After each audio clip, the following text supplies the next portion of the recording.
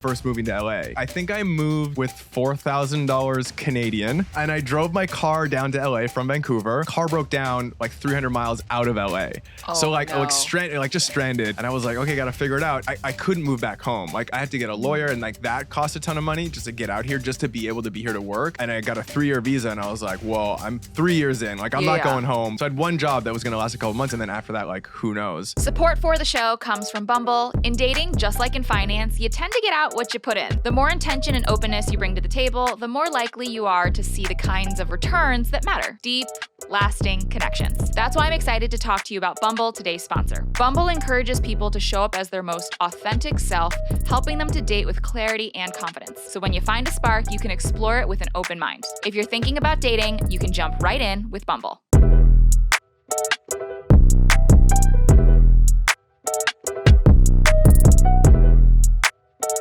What's up, rich friends? Welcome back to another episode of Networth and Chill with me, your host, Vivian Tu, aka your rich BFF and your favorite Wall Street girly. I want everyone listening to think about that one picture or maybe video that you felt so confident in. You couldn't help but post it everywhere, and I mean everywhere. As someone who is literally on camera nearly every single day, there is nothing better than the feeling of the camera actually capturing your confidence and making you feel unstoppable. Well, lucky for us, today's guest knows all about that feeling. In fact, he's made it his entire brand. A director, a filmmaker, the Glambot director, and one of Time's 100 most influential digital creators. Everyone, please welcome Cole Walliser. What's up? I am so happy that we're together. We're going to have so much fun. I'm excited too. So before we get into any Q&A, I always like to open up with a fun little icebreaker.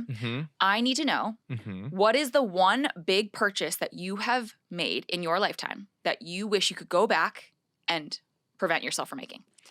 Ooh, that's a tricky question. I mean, the biggest purchase was a house, but I don't regret doing that. After that, it's like cars, which I also don't regret.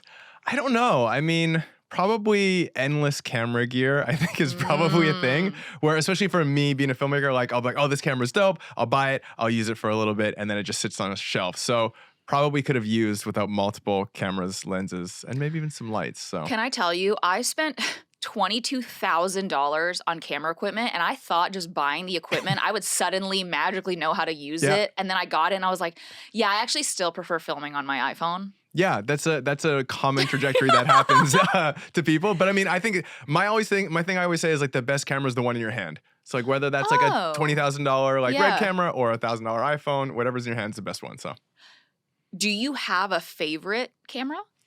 Ooh, well, yes and no, right? Because it depends on the purpose. Right. My favorite camera as of late is my Leica Q3, which was a big purchase. Which is, I mean, how much was that? $7,500.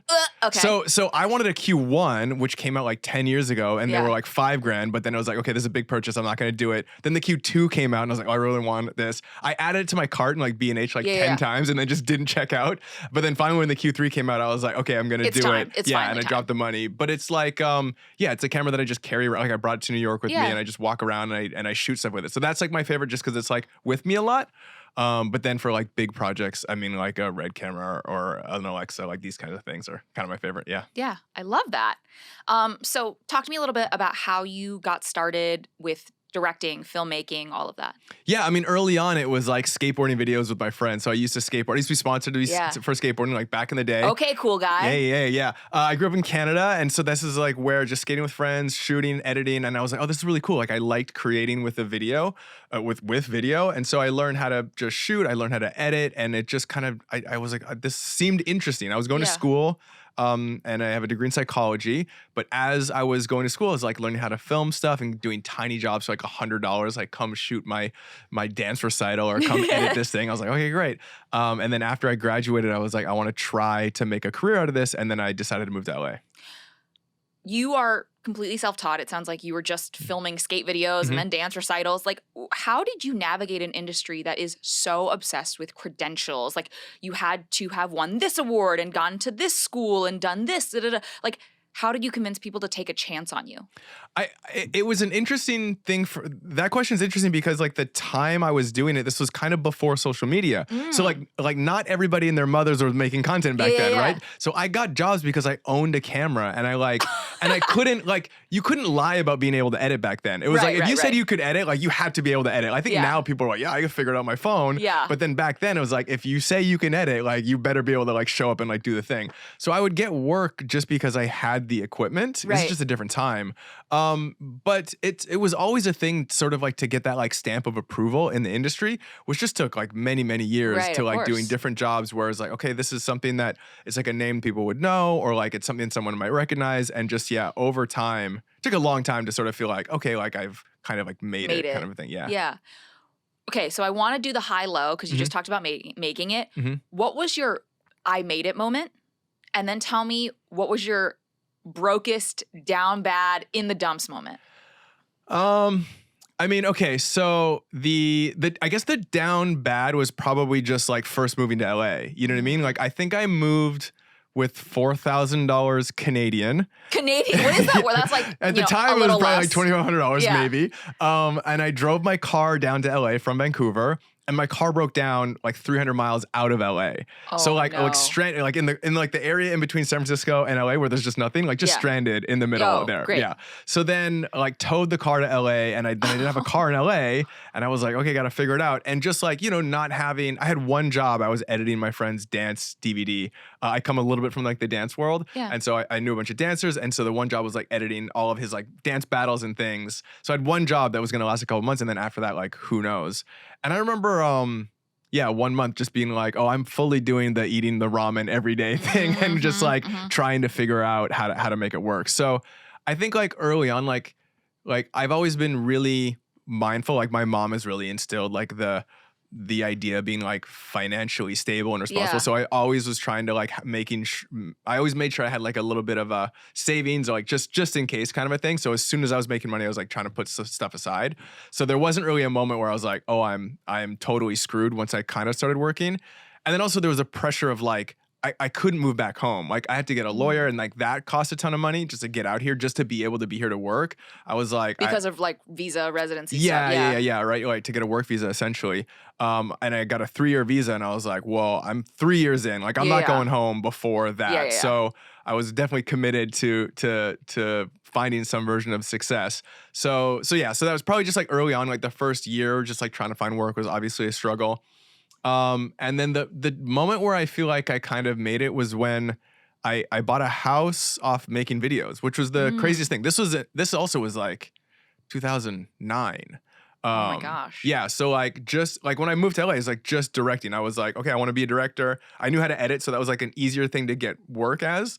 But then as I started sort of directing and growing my career there, I bought a house, and I was like, I remember going to sleep in it and being like, this is crazy. Like I grew up in Vancouver and wanted to go to LA to like direct.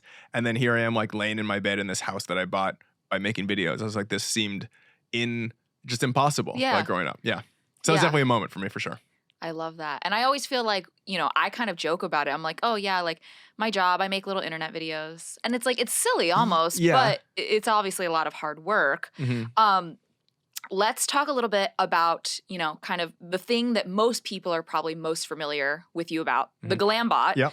It's this high-speed camera setup, and it makes this noise like whoosh. Yeah, it sure does. That's, typically used for close-up food commercials. It is, yeah. But you have actually made it synonymous with red carpet glamour and the hair flip. Like, what was your aha moment when you realized that this could even be a thing? It was pretty early. So I've been doing it for a while. My very first one was the Emmys in 2016. Okay. So I guess this next Emmys will be 10 years for me. Wow. But the first one, again, I was just like hired as a director. So I come direct these videos. And I remember shooting the Stranger Things kids like off season 1, and they were super fun, and they had these big movements, and then that video like sort of made the rounds on the internet. And I was kind of like, oh, this might be a thing, right? And so it developed over a couple years, and we're like making it better. But then in 2019, 2020 was when I started doing the behind the scenes and the content. And then that stuff really took off. And I was like, oh, this might really, really be a thing. And that was a thing that really changed the trajectory of my career sort of since then. Isn't that so funny that it wasn't the glossy videos that were filmed in front of the camera that did it for you? It was actually the behind the scenes of like, Yeah. hey, okay, so I'm gonna count 2, 3, and then we're gonna push, and then like, Yeah. you know, like, why do you think that interested people? I don't really. Well, I mean, now I think it's a little evident with so far as like how trends have gone on social. Like people are really interested in the process videos, like how things are done and how things are made. But I think at the time, like this was my very, very first like behind the scenes video was in 2018, and I feel like social media at that point was very much sort of like look at my glamorous lifestyle, like me on a yacht or like doing this like perfect life thing. And I wasn't like, oh, I think people are gonna really love this like behind the scenes content. Obviously some behind the scenes like people, okay, it's like interesting, but I wasn't sure. And so, but I do think it's like a couple different things. I think that it's the candid conversation I think is really interesting because typically when you see people on the red carpet, they have these press answers like, oh, I'm doing this movie with this director, and it's like very sort of rehearsed. Canned. Yeah. But like when people come to me, they're like, what are we gonna do? And I'm like, I don't know. We're gonna figure out what we're gonna do, right? So I think there's like this really interesting like candidness, and then you see sort of some of the celebrities kind of like disarmed and a little vulnerable and like trying to figure out what to do. And the pressure is kind of on because people know that these clips do well. So yeah, I think it's like insight into these candid conversations, and then obviously like before and after. But I never thought it would take off the way it did, for sure. Do you have a celebrity or like a moment from one specific event where you're like, this is the best Glambot video we've ever made? Oh, I do. I do? very much do. Yeah. Oh my God. I thought it was going to be hard to get you to pick a favorite. No, because I mean, well, there's many favorites over all the years, right? Because I shoot like 500 or more a year. Yeah. Because I do 5 award shows and we shoot kind of like over 100 clips every time.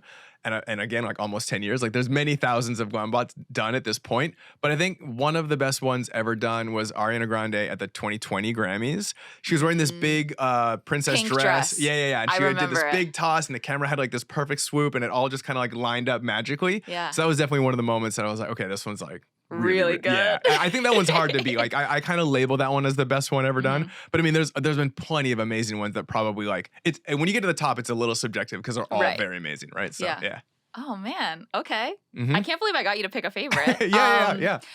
How did you even get these award shows to kind of buy in? Because I feel like Hollywood and entertainment is such an old industry. They're hiring you for that, you know, that first time to shoot and just direct and be like normal. And you're like, hey, actually, I'm going to need you to let me bring in a food camera and take up all this space and take up all this time. Like, how do you convince them to let you do that? Yeah, so it's all run through E.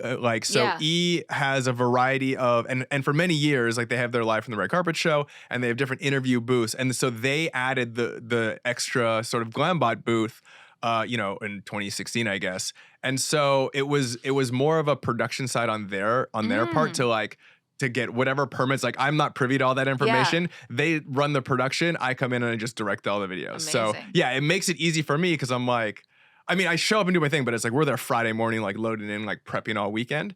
But yeah, they run production. It's technically an E thing, and so that makes my life easier from that regard. Yeah. Yeah. Okay, so this is a money podcast. We got to talk a little bit about the monies. Of course.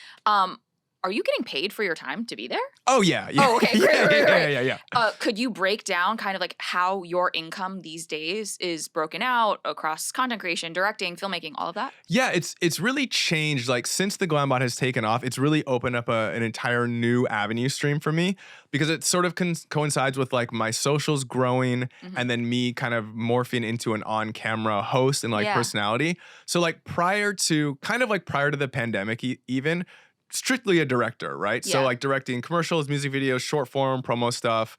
But then as like the Glambot grew and like content grew, I have this like additional kind of revenue stream, which is like, branded content deals, me as talent, in addition to sort of like the directing. And actually the directing is like strict directing is kind of like dialed down. But when I do like a brand deal, the way I look at it is like I'm kind of actually monetizing like 3 things. Like I'm directing the content, but I'm also like a talent in it. I'm starring in it, and then I'm also sort of like selling my audience. So I'm like 3 things in one, which it makes talent, brand, and director. Yeah, exactly. And it makes it a lot more lucrative to sort of do these brand deals. So yeah, it's hard to. I haven't really thought about percentages, right? But like half of my stuff now, I do the Glambot for. Well, it's not the Glambot because we're not using the same robot, but I do slow-mo content for like events. And so, I did a thing for the Royal Caribbean Cruise Line when they launched this new ship. So we like flew out our like gimbal system and like lights. And so we did sort of slow-mo content for all the content creators there. So that's like one aspect. But then there's sometimes it's like strict like brand deals where there's no slow-mo stuff involved. I don't know what percentage that is, but I mean, a high percentage is social media content, digital content for sure. But yeah, I don't know. I mean, I hosted a TV show on Hulu like a couple years ago, so that was like a big chunk too. So yeah, I don't know. It's hard to say. We gotta go through the numbers, Cole. I do, and even like I have in my QuickBooks, like I have like multiple like categories that I can like assign like film production or like on camera talent or like social media. But I haven't really gone through and like looked at what those are. We're doing that after this. Yeah, okay, we are doing that after this. We gotta look. We gotta know. When you were kind of like first starting out, like how did you think about pricing and rates? And you mentioned you were charging $100 to, like Mean Girls Mom, somebody's dance video. But like, how did you know, like finger to the wind, like what to charge? It was really hard at first, right? Because it's like, I had no idea, right? And so, but there was a few things along the way that like helped with some guidance. And I think like, obviously, like as I'm early in my career, I'm trying to like build my repertoire. I'm taking all the jobs that I can. And then once my week is full and then someone else is like, hey, like come do this thing. I'm like, okay, like my plate is full. But I just started like throwing out numbers and being like, okay, let me ask them for like twice as much as I normally charge. Yeah. And if they say yes, then I won't sleep one night and it'll be fine. So I started doing that. And then, but like realized that people would just be like, okay, fine, like pay. And I'm like, damn, I could have been asking for like way more this whole time. If we're not negotiating, that's a bad sign. Yeah, exactly. Right. So I started like, that was like one of the things that like helped me get my rate up was like when my plate was full, I just started charging more and more and more because I almost like didn't want to overload my workload. And then I realized like, oh, I can just charge it. Another thing that happened too is that like, as soon as I got paid like a base rate that was new, like or a rate that was like new, that was now my base rate. Right. You know what I mean? So if I'm charging like $500 a video and then someone else like pays me $750, I'm like, oh, now my book rate is $750. Yeah. Then someone pays me $1,500, I'm like, I get paid $1,500 every time. So like that was a thing that like I was always trying to set like a new sort of lower standard. High watermark. Yeah, exactly. Yeah.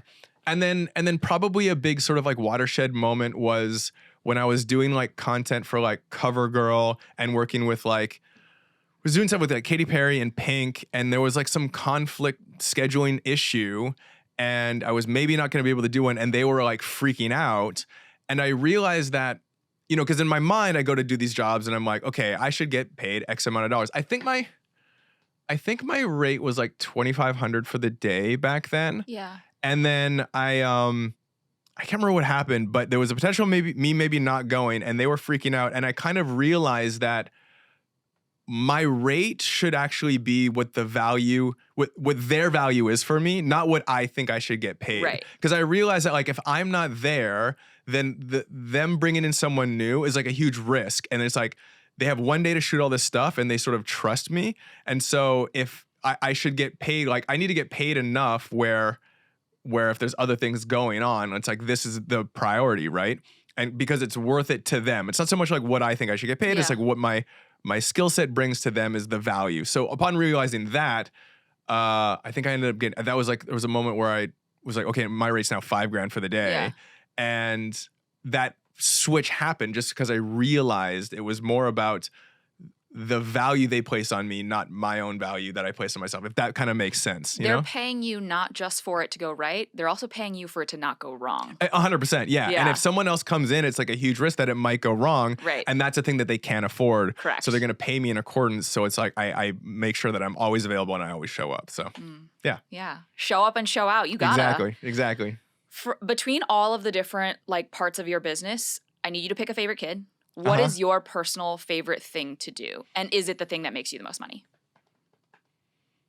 That's a good question. My favorite thing to do. I mean, I obviously I love doing the Glambots, right? Yeah. Like they're just so much fun, and to be sort of ground zero at like all the big award shows and to now develop a relationship with the talent and like shoot people over repeated years. Like this is this is like the dream job in a sense.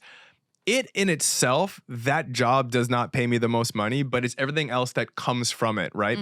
Because I'm there doing this content and I'm known for like creating these beautiful cinematic moments, that gets me other jobs, and my sort of like reach on social gets me other jobs, but I've built it because of the Glambot, right? So I guess it kind of does. But then also like I don't mind, like I do enjoy doing the brand deals. I just try to be thankful and excited for anytime someone wants me to do a video, I'll just be like, okay, like let's find out why this is awesome and just like focus on that and try not to focus on all the annoying things, because there's plenty of annoying things to do with production and clients and all that stuff, right? But I feel like you're kind of like an eternal optimist. I try to be. You bring really strong, positive, like your like aura is like yellow orange energy. You know what I mean? Yeah. I mean, I definitely try to. I definitely also have my moments that are not that.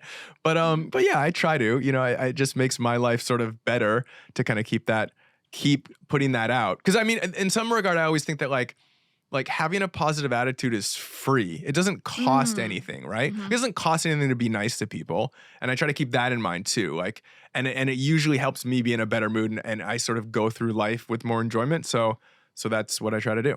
I love that. Support for Networth and Chill comes from Bumble. No matter how seasoned you are, dating, like any investment, can always feel a little scary. I know so many couples who have met on Bumble who put in time, energy, and emotions into finding the right partner, someone who has shared goals and genuine compatibility. But the more intention and openness you bring to the table, the more likely you are to see the kind of returns that matter: deep, lasting connections. When you're approaching dating with authenticity, it's also an investment in yourself. Be thoughtful in crafting your Bumble profile and bring the same energy to connections that you hope to receive, because all of that energy enriches you too. Bumble has prompts and interest badges so you can show off your own personality and make it easier to find compatibility with others. You can get to know the little things like how they take their coffee, and the big things like their goals for the future. So if you're ready to find a meaningful relationship, one of the most important investments of your life, you can do it on Bumble. So let's talk about the last time you and I ran into each other. Time Magazine just named you one of their 100 most influential digital creators of 2025. It was their first annual inaugural list. We finally got to meet in person. I feel like I've been stalking you on social for a very long time before that. What did it mean to you to like get that kind of recognition? It was so cool. Like I to be on a Time 100 list, that's just another thing that I never could have imagined, right? I couldn't imagine Time sort of honoring digital creators, though I do feel like they should, right? The way like entertainment and eyeballs have shifted, but it wasn't a thing that I sort of like had on my bingo card per se. But then to be on the list was just like the idea that I might be one of the top creators in the world or in the US or wherever their scope is, was super flattering and an honor, and like to be amongst other really cool creators like yourself that are doing really cool, unique stuff. It just was a really nice honor that I'm proud of. It's cool. Yeah. Yeah. Do you feel like for you, what actually motivates you? Is it acknowledgement like that? Is it money? Is it, what is it? It's always been about the art per se. Like it's always been about like doing something cool. What a director answer. Yeah, I know, right? But it really has like obviously I want to earn a good living, and that's why I moved to the States, right? Like people were like, oh, there's a film industry in Canada, you can stay here, and I'm like, if I'm gonna do this, I want all of the opportunity, right? Yeah. There's like a ceiling in Vancouver, so I was like, it's not what I envisioned for myself. I want everything that is possible, right? And so, or at least have the opportunity to achieve it. And so, obviously I try to do everything I can to keep my rates high and to earn as much as I can, but it's like the determining factor for a job is like whether I can make something cool or be a part of something cool. I don't think that I've ever done something strictly for the money, though probably there's some jobs that are like close, right? But still, there's like something about it that like I want to contribute or make. I just love like making stuff. And I started off making videos in my bedroom, and I think on some level I'm like still doing that, Yeah. So I think that, but obviously like career positioning is also a big thing. Like, okay, this job is good because of XYZ, and it positions me like to do other more better things. So that's also a draw. I mean, money too. But I think really like I do feel like the thing I want to do is like create cool, fun stuff. Yeah. And if I can tick that box, then it's like the rest can kind of fall in line. Yeah. And in that vein, like you've shot music videos for Miley Cyrus, you've done commercial work, you do social media content. Like, how do you balance passion projects versus stuff that does help you pay your bills? Yeah, I mean, thankfully, I've tried to align them the best that I can, but I still do. Like, I was talking to a friend, and I was saying like I don't really do music videos anymore. Largely in part because they just don't have any money. You don't get paid very well. Like a music video is like 2 weeks prep, or like a week you're like doing the treatment and like figuring out what the ideas with the artist, and then a week of like pre-production, like location, cast, crew, all that kind of stuff, and then you shoot, and then it's like 2 weeks of post-production. So you're kind of working for like a month. And like music videos, I'm not like one of the directors that's like gets $1 million to do a music video, get 100,000, 200,000, and then like I'll walk with like $8,000. Wait. So you're saying you would get paid 100 to 200? The budget for the whole music video. But you'd only walk with 8? Yeah, Wait, where the fuck does the rest of the money go? Crew, location, insurance, lighting, rentals, everything, shit. right? Okay. Like the budget for a music video, you'll have like 20 people working, like they're all making their day rates, right? It just adds up. You have a dance number, you have dance rehearsal for a week where you're paying the dancers, you know what I mean? So it just goes fast. And then like, I mean, $8,000 is like favorable for a $10,000 or $100,000 budget, you know what I mean? And it was like, I'm working for a month. This doesn't quite make sense. And so I sort of moved on and just sort of focusing more on commercial work, because it's like, that's like a week and like you'll make the same, but it's like in a week kind of a thing. Right. Or less, I mean like still 1 day production, but there's like a few days prep, and then you're usually not involved in like post-production because the ad agency handles that. But as far as passion projects go, I kind of do like one free music video a year.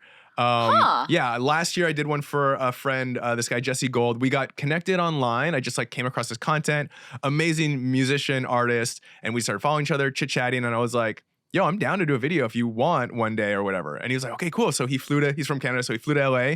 We ran around. Did you do it because he's Canadian? No, I actually didn't know. I didn't know at first. Or maybe I don't know. Maybe I didn't know at first. The lie detector test has proven that was a lie. Yeah. No, but I just love, he's just got such a good vibe and like such a good art. Like his music is dope. And I was just following along for a while. And then, so he flew out to LA and we ran around the city and just shot a music video.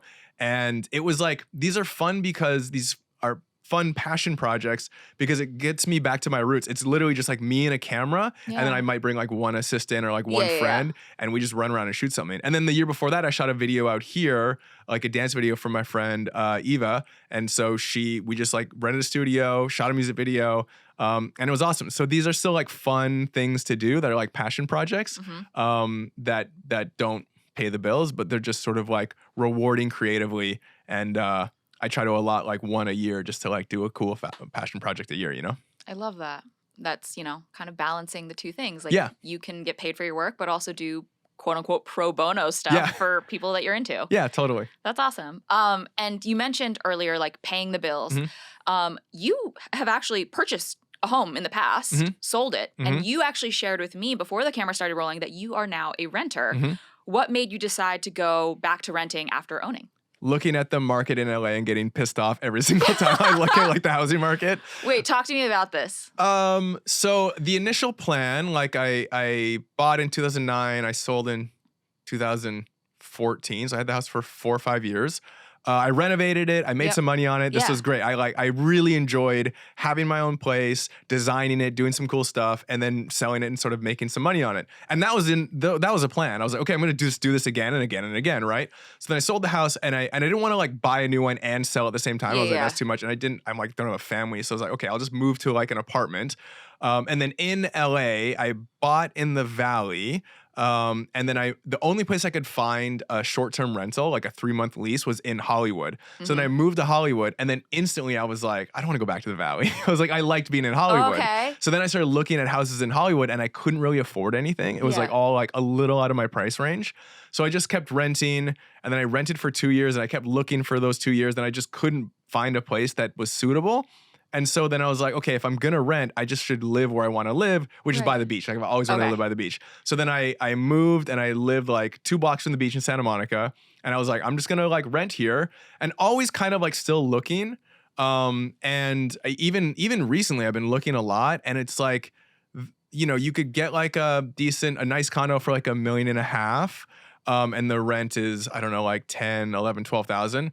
or you could rent the same place for $6,000. Right. So I'm kind of like, okay, it's this question of like, if I'm thinking about like building wealth over time, like what is better? And I know the theoretical thing is like, okay, if my budget's $12,000, I can rent for $6,000 and then invest $6,000 every month. Yeah. Or just like buy a place for $12,000 a month. Like it's obviously contingent on whether you invest that extra money, but just the hassle and things like, I don't know. I don't want to me, building the equity in a home isn't worth it if I'm not living in a place that I really, really want. Yeah. And I also don't want to stretch myself too thin. So it's like, I'm just opting. I'm just like, I'm just going to rent and my rent's cheap and it's fine. And I'm happy where I am. And it gives you a little flexibility. So in case you do find the dream place, you can pounce quick. Yeah. Like when the time is right, like, and I find, and I can afford a place that I feel like I'm really going to sort of like settle into and be in for a number of years, then it's like, okay, maybe then. But for the meantime, it's like still just like investing my money and being mindful of building wealth in other ways. And just, a home just isn't a part of that equation right now. I think that's so smart. And, you sound quite versed in financial literacy. I mean, talking about spending the $6,000 on rent and then investing the other $6,000, where do you feel like you learn your financial knowledge from? Well, so when I moved to LA, I because I was involved in the dance community, I was friends with a bunch of dancers and some that had a bunch of success prior to me moving. And I noticed like some of them were like really good with money and like business and some of them were really bad, right? Yeah. And so I was like, okay, this is like a film business and the success of like my financial success is going to be determined on how well I understand that business aspect of it. So I really made it an important part of my, I don't know, just like career or learning to like learn all the business stuff, like learn about the tax stuff, learn about like write-offs, learn about how to save money, learn about like how investments work. Also because like I was in my 20s moving and I sort of had enough wherewithal to be like, this is important now. So I spent the time to learn it. So yeah, I've always been really trying to maximize the business aspect of my career and to make decisions that are good for my career and my financial stability and my sort of long-term success. Yeah. Speaking about some behavior that must be very off-brand then, let's talk about your obsession with watches. Sure, please. Okay. Obviously, hotly contested. Watches sometimes can be an investment, blah, blah, blah, blah, blah.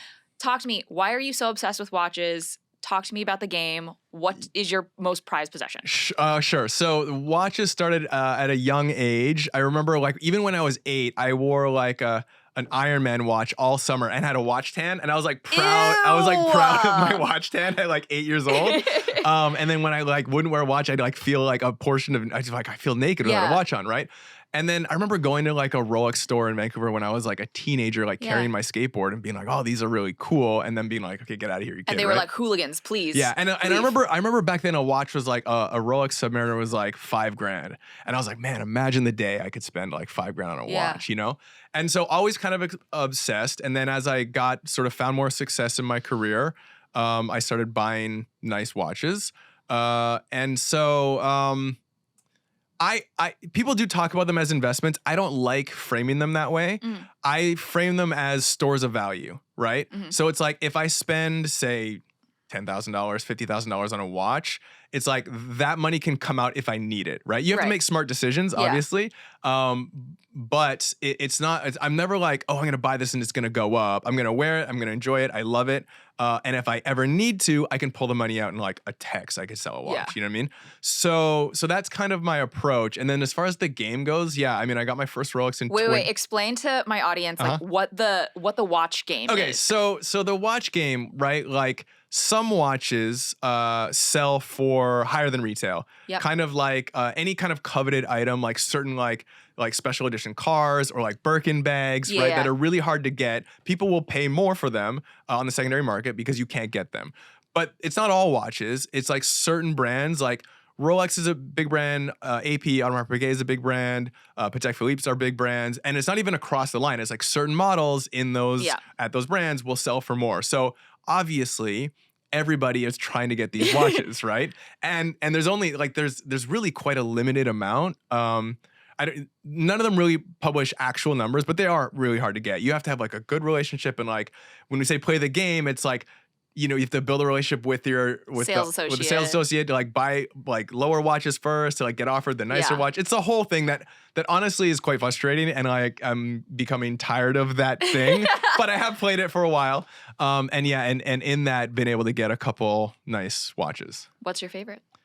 My favorite is probably a white ceramic perpetual calendar from Audemars Piguet. This is like this thing called a Grail watch, which is like this watch that you just like lust and dream. The Holy Grail. The Holy Grail. Yeah, exactly. And I wanted this watch since it came out, and I made a decision in 2021. I was like, okay, I'm gonna like focus on like working with AP and like really build my relationship with them and like buy watches.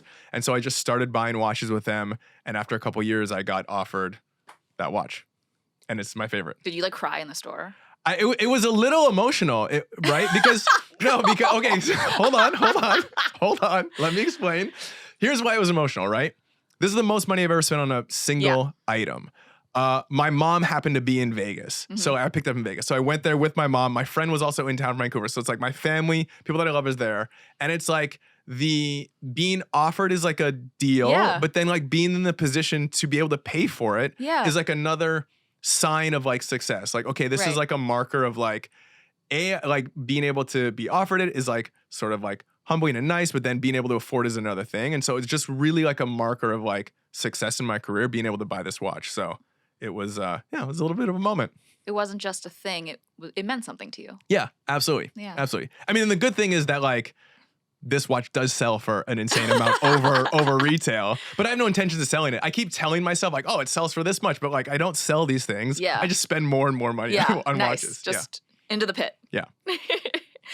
Okay, let's play a fun little rapid fire question game. Just think of the first thing that comes to mind when I ask you this question. Great. Okay. Best financial decision you've ever made in your career? Yeah, buying that watch. Oh my God, Cole. No, in my career, I don't need, career. I don't know. I think just like being in LA and being mindful with my money. Because being freelance is like scary, right? Yeah. And I think that a part of like, you have to be like calm and focused. And if you're stressing about money all the time, it really becomes hard to do your best work and to make the right decisions. So I think building up a little bit of like a financial security and like a little nest egg to like keep yourself safe helps you in your career. So I think prioritizing that when I was like early in my career, so I could then not feel so much pressure, like I gotta work. I can make the right decisions. I do think that was a thing that was probably good for my career financially. Yeah. Being able to take the right job instead of the right now job. Yeah, exactly. What is the worst financial decision that you've made throughout your career that you have learned from? I don't know if I like block out bad decisions or I rationalize myself out of them. Like, no, it was really good because of this. I can't think of any like major financial decision. Like, what did I lose money on? I'm sure I've done some dumb stuff. I don't know. But like a lot of it is like, yeah, I don't know. There's nothing that really comes to mind. I try to, I'm probably just convincing myself or like selective forgetting on my bad decisions. All right. Okay. That's, listen, ignorance is bliss. Yeah. I'm living in it. We will be going through Cole's credit card statements after. No, I'm just kidding. So we can find. Yeah. Yeah. What's one expense that people would be surprised that you spend money on? Surprise. I mean, probably watches to the extent, you know what I mean? Like also like as you grow, like your interest in certain models grows and like you start at like a Rolex is like 10 grand, but then you get into like certain like an FP Jordan, which I'm wearing now is like 50 grand. And then it goes up, right? So it's like, I think some of these numbers even to me are like ridiculous. Crazy. Yeah. So I think that's probably a surprise. Yeah. I'm not a big watch girly. I wish I was, but honestly, no, it's a disease. I've got a phone, so I'm like, I know what time it is. Well, so I'll tell you this though. The difference I think between men and women on watches is that like one of the only accessories a guy can wear is a watch, right? Fair enough. Women have jewelry, handbags, other like heels, other things that sort of they can accessorize and sort of express their personality. For men, it's kind of like a watch because we don't even wear ties every day. You know what I mean? So like, yeah, that's kind of that I think is why it appeals a little bit more. Plus it's like engineering and like mechanical. It's just like a guy thing a little bit, Yeah. Okay, cool. If I completely wiped everything that you had and you had to start over tomorrow with just $1,000, what would be your first move? I would just vlog from my phone every day. Every day? Yeah, I think so. I mean, like, well, wait, is my earning potential in my career go away, or I just don't have any money? You have no money, and I delete. So I need to work, but right I also away. delete all of your social. You have to start from square zero. Yeah. I mean, it would just, the thing that I can control, like I do tell people, like, if you want to earn a living in like content, like just go make content, right? Yeah. Like this is the advice I give a lot. And I think because it's like the more you do it, the better you get. Yep. And then that you can like build a career off that. So I think I'd probably follow my own advice and just start like making my own personal content. Like if I don't have access. Also, I think about this in some sense, like someday the Glambot red carpet thing is gonna end, right? Mm-hmm. And like I'm gonna have to figure out like what the next move is. Like I feel like I probably have some opportunity to do something, but like the large thing that I'm like known for and the thing that sort of drives this whole world that I live in right now is based on that. So there will be a day at which I gotta like reassess and like figure that out. So I've thought about it a little bit. Yeah.